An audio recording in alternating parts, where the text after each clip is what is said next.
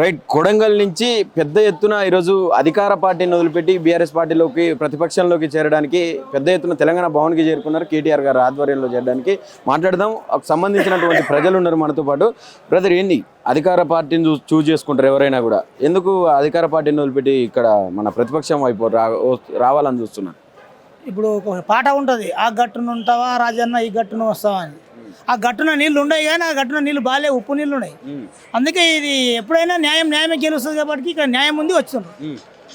అది మన ప్రభుత్వం కదా, అది ప్రభుత్వమే కానీ ఇచ్చిన పథకాలన్నీ తుంగలో దొక్కిండ్రు.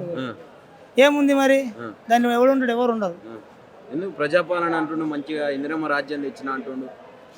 ఒక్కసారి నేను వీడియోలు చూపించమని చూపిస్తా. ఇందిరమ్మ రాజ్యం తెచ్చింది కదా, 6 గ్యారెంటీలలో ఇందిరమ్మ రాజ్యం అన్నోళ్ళు వాళ్ళే కదా, ప్రజాపాలన అన్నాడు కదా. నేను ఒక్కసారి నీకు వీడియోలు చూపిస్తే మీరు ఇక్కడ చూపిస్తా అంటే చూపిస్తున్నా. ఎందుకంటే మనము కావాలని కాదు, దీన్ని ఆల్రెడీ ఉన్నాయి కొన్ని చూపిస్తా.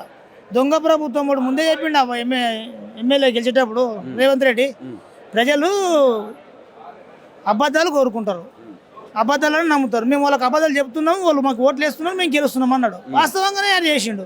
ఈ జనాలు కూడా మిమ్మల్ని కూడా మోసం చేస్తాడు. మీరు ఆ ప్రాంత బిడ్డలు, ఆ రేవంత్ రెడ్డి గారు కూడా ఆ ప్రాంత బిడ్డనే. అదే కదా దొంగ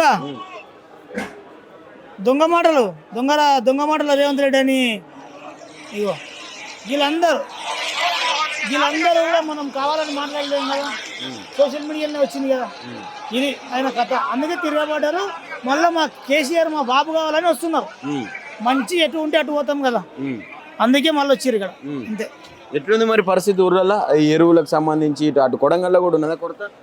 బ్రదర్, ఇప్పుడు ఎంపీటీసీ జడ్పీటీసీ ఎలక్షన్లు వచ్చినాయి. ఇప్పుడు ఈయన పిట్ట కథలు చెప్పినప్పుడు గెలిచిండు అటు ఇటు. ఇప్పుడు నన్ను కోసి ముక్కలు చేసినా రూపాయి ఇయ్యరు అన్నాడు. నేను మళ్ళీ ఢిల్లీకి అడగడానికి పోతే నాకు చెప్పులు ఎత్తుకపోతాడేమని చెప్పేసి నన్ను అపార్ట్మెంట్కి వస్తలే అన్నాడు. ఇంత చెప్పంగా కూడా ఆయన శాతగాని, ప్రభుత్వము శాతగాని, ఆయనకు ముఖ్యమంత్రి అనడమే వేస్ట్ క్యాండిడేట్. ఇంకోటి, గతంలో అంటే ఎలక్షన్స్ ముందర 6 గ్యారంటీలు అని చెప్పి ఒక కార్డు ఇచ్చారు కాంగ్రెస్ వాళ్ళు. ఈరోజు బీఆర్ఎస్ నుంచి ఒక బకాయి కార్డు అని చెప్పి, బాకీ కార్డు అని చెప్పి ఈరోజు బీఆర్ఎస్ ప్రభుత్వం రిలీజ్ చేసింది.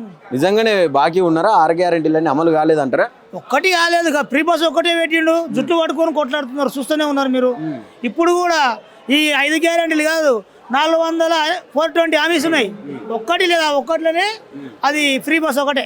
దానికంటే మించింది ఏం లేదు. ఇక ఆయన ఒక్కరోజు సీఎం అవుతారని మన అర్జున్ సినిమా ఉంది కదా, అట్లా ఫీల్ అయ్యండి అంతే. ఆయనతో యాది కాదు.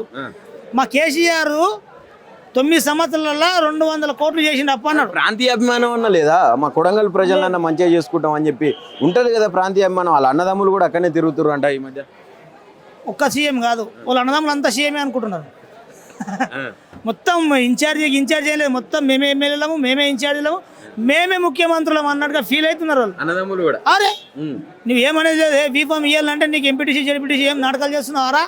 కొడుకులారా మీరు కొట్లాడితే మొత్తం ఒక్కరికే ఇస్తా, ఎస్టీకే ఇస్తా అంటాడు. ఇప్పుడు ఎస్టీకి ఒక్కరికే ఇచ్చిండ్రు. MPP Tirupati Reddy, MPP ZPTC ఒక్కరికే ఇచ్చిండు. అంటే ఒకటే క్యాస్ట్కి ఇచ్చిండు. అంటే మిగతా ఎక్కడ పోవాలి? కాన్వాయిందటగా తిరుపతి రెడ్డికి కూడా. నిజమేనా? మినిమం 6 నుంచి 7 కార్లు ఉంటాయి. పరి ఇక్కడ వస్తుందని తెలియగానే కొడంగల్ దాకా మన బ్లాక్ కార్లు వస్తాయి, 6-7 వస్తాయి. వాస్తవమే. ఆయన కూడా బ్లాకే మరి అంతే.